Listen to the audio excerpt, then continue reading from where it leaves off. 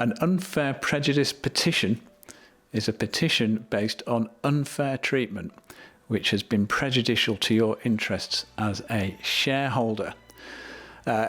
Let's look at section 944 of the Companies Act 2006, where the idea of unfair prejudice is set out in law. If you're a shareholder, you have certain rights. You have the right to maintain the value of your shares, and you have the right to dividends.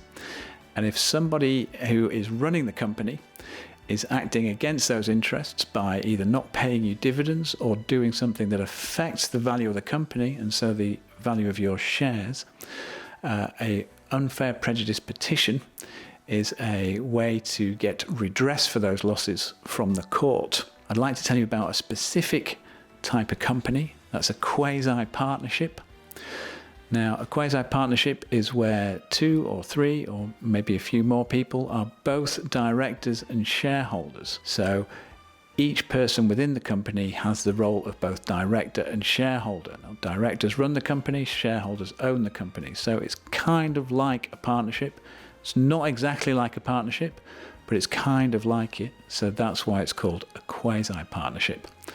Now, if you are in a situation like that and your fellow directors and shareholders get rid of you, exclude you from the business, dismiss you as a director, and start making decisions without your input, then that is a good enough reason for you to go to the court and say, my treatment has been unfair and it's been prejudicial to my interests, and I want redress from the court. There are other circumstances which will allow you to issue a petition, often too many to go into.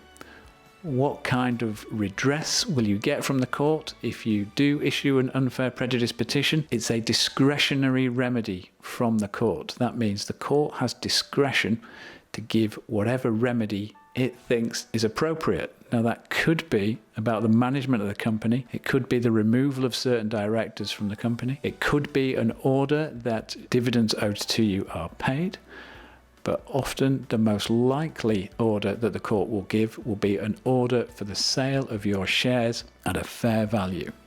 Now, fair value is different from commercial value or market value, because fair value will include a consideration of any wrongdoing by your fellow director and shareholders, which has resulted in a decrease in your share value. If you have a question about anything in this video or our other videos, or you'd like to leave a comment, please do so in the space below.